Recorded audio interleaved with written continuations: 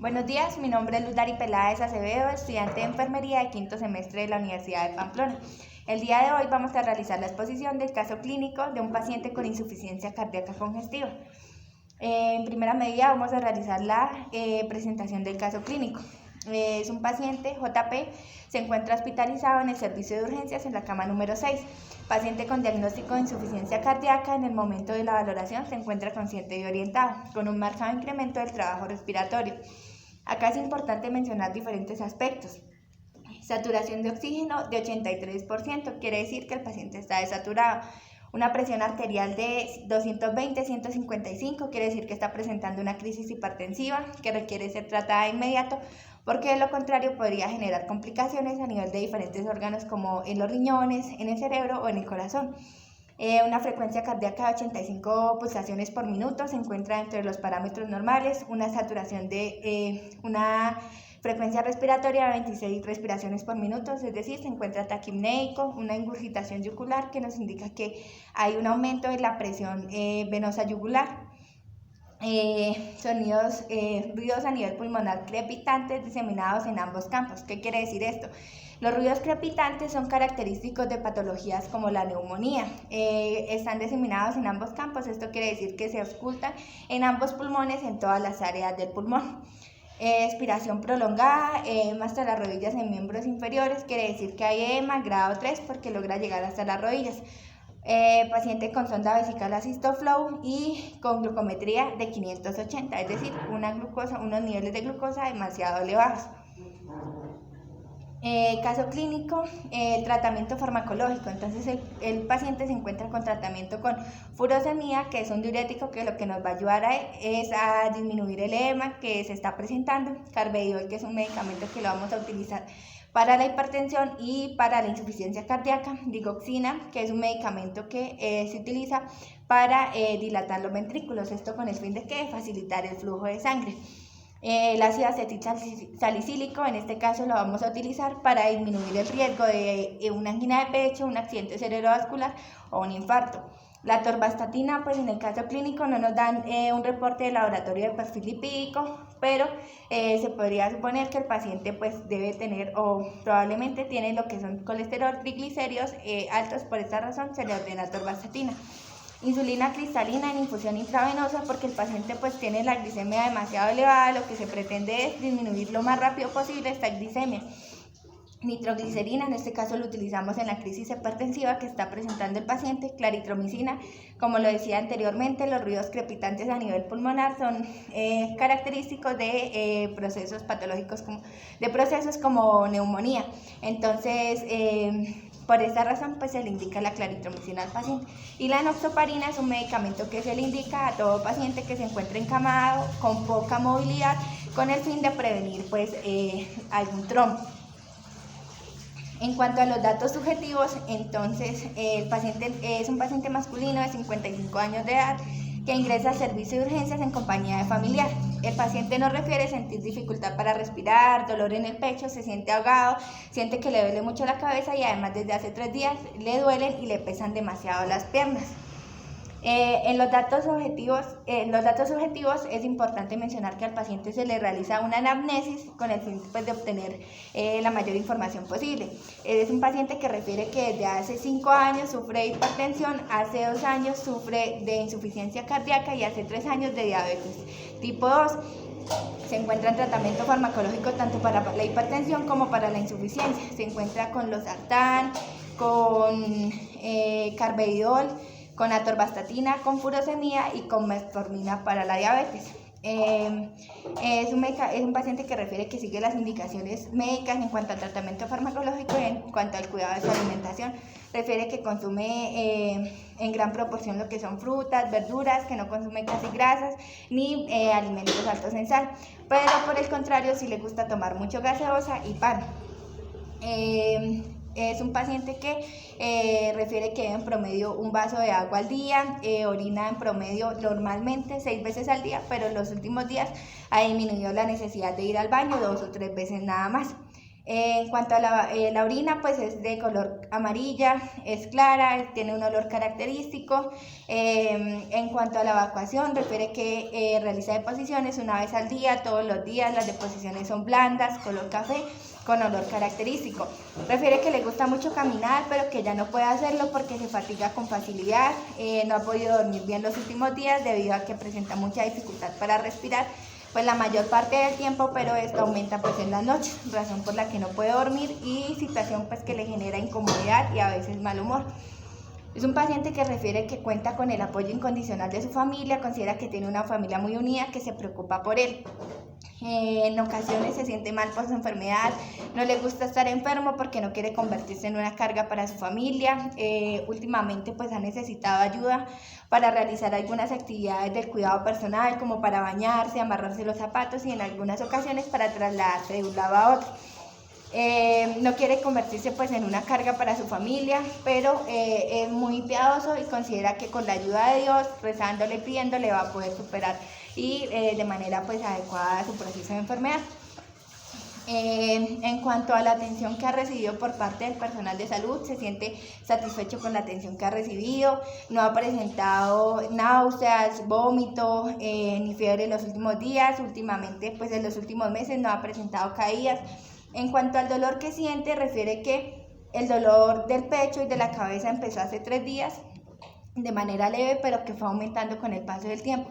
En cuanto a la inflamación y la hinchazón de las piernas, refiere que hace 2 meses viene presentando esta inflamación, pero pues que no le había prestado atención.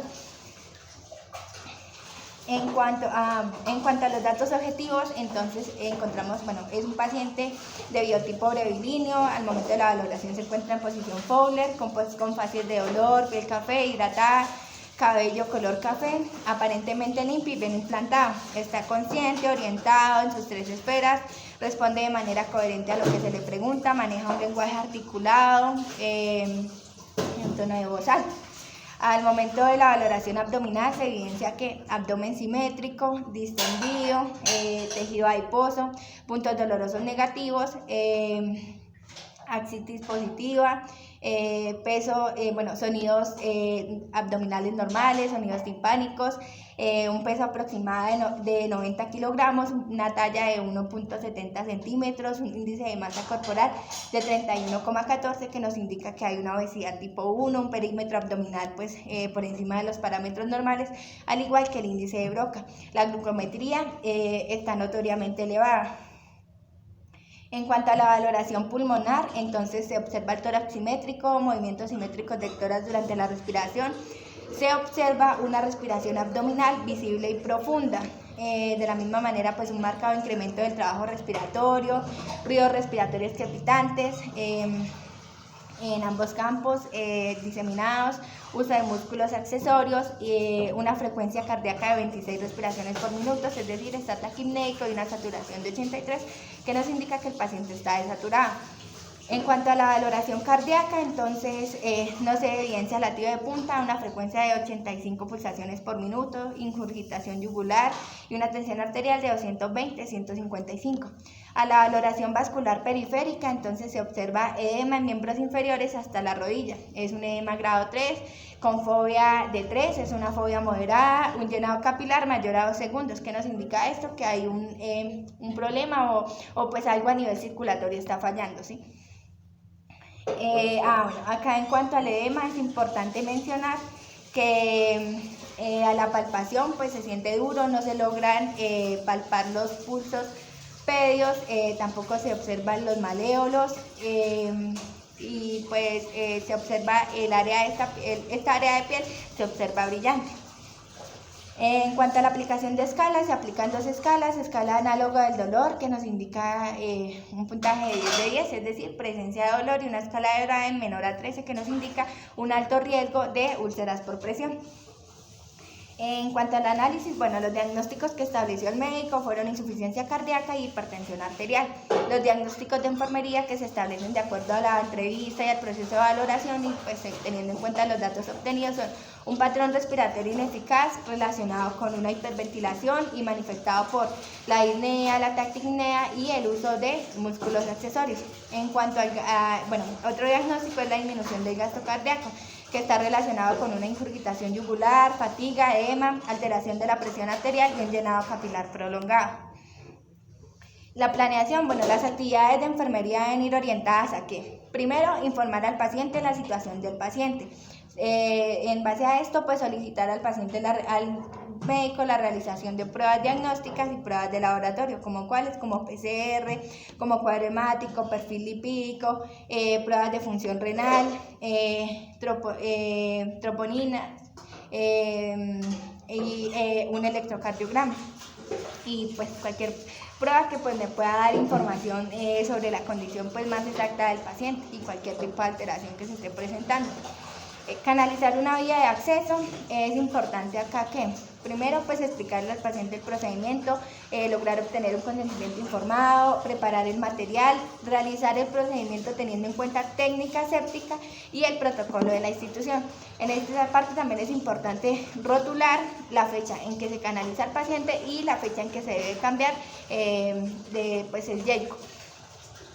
Administración de medicamentos según la orden médica. Es importante acá que tener en cuenta la condición del paciente. Es un paciente que tiene insuficiencia cardíaca. Los medicamentos se deben pasar con la menor cantidad de agua posible, de solución salina posible, en el caso de los que van intravenosos, y en el caso de los que son vía oral, con la menor cantidad de agua posible. En cuanto a teniendo en cuenta pues los 19 correctos, la condición del paciente y pues mirando siempre riesgo-beneficio.